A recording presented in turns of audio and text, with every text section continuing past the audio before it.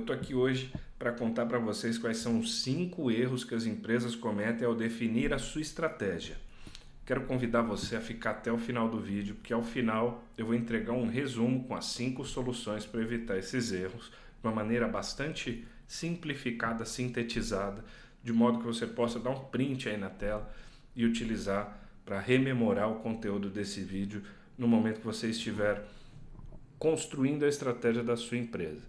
Os 5 erros que as empresas cometem são os seguintes: a estratégia não é simples, é o primeiro. O segundo é a estratégia não é clara. O terceiro é a estratégia não foi priorizada ou não é priorizada. O 4, a estratégia ignora recursos, sejam eles pessoas, financeiros, tempo. Não tem cadência. Não tem cadência significa não tem ritos de gestão periódicos. Então são esses os 5 erros. Eu vou explicar cada um deles. Fique até o final para você receber o resumo. O objetivo não é simples. Então esse é o primeiro erro que se pode cometer na sua estratégia. Então vamos lá, o oposto disso, qual é a solução? O objetivo precisa ser simples. Então vou trazer alguns exemplos aqui para ilustrar, para ficar claro para você do que a gente está falando. Então, vamos lá. O que está errado, então? Já que a gente está falando dos erros, quando a gente fala assim, ó, ser referência em qualidade, inovação, transformação digital e experiência do cliente. O que a gente está dizendo aqui? A gente está dizendo tudo.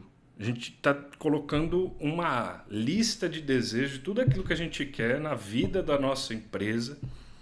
Mas ao mesmo tempo, ao passo que a gente coloca 1.500 possibilidades, a gente não estabelece uma direção clara. Quando você fala essa frase aqui para as pessoas do seu time, para seja quem for, elas não sabem como agir logo no primeiro momento. Então você está colocando aqui 6 frentes diferentes, slogans diferentes, e não tem nada que amarre isso como uma estratégia. Então, como que poderia ser uma estratégia clara? A estratégia precisa ser focada naquele principal desafio da sua instituição. Claro que você não precisa ter uma única estratégia, mas você precisa ter poucas estratégias.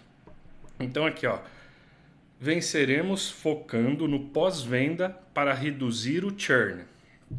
Primeiro, o que é churn, Eduardo? Você trouxe esse troço de churn aí, falou que ia simplificar a gestão e vem falar em churn logo na primeiro vídeo do canal da Estradia Consultoria. Bem, o que é churn? É o contrário de fidelizar o cliente, né? Então, quando você perde o cliente, é um termo em inglês que significa que o cliente sai da sua empresa, que ele vai experimentar o concorrente. Então, o que é o oposto do churn, da perda de cliente? A fidelização. Então, o que você está focando aqui? No pós-venda para melhorar a fidelização, para você perder menos clientes. A partir do momento que você perde menos clientes, você não precisa ter um esforço tão grande para a captação. Então veja, uma frase memorável. Por que eu estou trazendo memorável? Porque eu que escrevi e achei incrível a minha frase? Não é isso. É trazer um termo que motive o time. Por exemplo, venceremos focando no pós-venda. Então, se você trouxer um elemento motivador, é mais fácil tanto da pessoa assimilar isso, quanto, né, estabelecer isso como um desafio pessoal também. Então, e aponta um único caminho claro. Então, esse é o objetivo, não é simples. A meta não é clara. Então, esse é o próximo item que a gente precisa trabalhar aqui. Bom, se a meta não é clara, a gente falou que o objetivo não é simples, e agora a meta não é clara. Qual que é a diferença entre objetivo e meta, né? Toda meta completa precisa ter essa estrutura de 3 itens: o objetivo, o valor e o prazo. Tá bom? O que está errado? Melhorar a experiência do cliente. Bom, melhorar a experiência do cliente é algo tão amplo. Você pode melhorar a experiência do cliente de tantas formas que eventualmente você pode fazer alguma coisa que não faça diferença nenhuma para a sua empresa. Não vai mudar em nada o faturamento da sua empresa, por exemplo, com uma mudança isolada da cor da logomarca. Então eu vou aproveitar algum movimento, alguma situação e vou mudar a cor da minha logomarca. Quanto que isso tem efeito prático? Efeito prático muito pequeno, próximo a zero, ou provavelmente zero mesmo. Bom, melhorar a experiência do cliente. Qual a experiência? Quanto que você quer melhorar essa experiência? Quando que você vai melhorar isso? Para quem? Que objetivo que você quer alcançar? Assim, você vê que isso aqui não é uma meta, isso aqui é uma intenção. Isso aqui é algo que a pessoa quer para melhorar a empresa dela e tal. Mas que não significa que isso é algo que ela possa acompanhar como uma meta. Bom, Eduardo, você falou um monte de coisa de como que não, então vamos ser propositivo. O que é o certo? Então, por exemplo, eu estou com a mesma intenção ali do errado, quero melhorar a experiência do cliente, mas como que eu vou fazer isso? Tenho duas possibilidades que eu coloquei aqui. Reduzir a primeira resposta de 24 horas para 5 minutos. Olha que meta ousada, né? Eu demoro para dar a primeira resposta do cliente hoje, de acordo com essa meta que eu estou trazendo aqui, 24 horas. Então vamos pensar que a pessoa entra em contato comigo por e-mail, WhatsApp, seja como for. Eu estou demorando 24 horas para dar uma devolutiva para essa pessoa. Imagina a probabilidade que essa pessoa tem de comprar em outro lugar, de ser atendido em outro lugar antes de ser atendido comigo.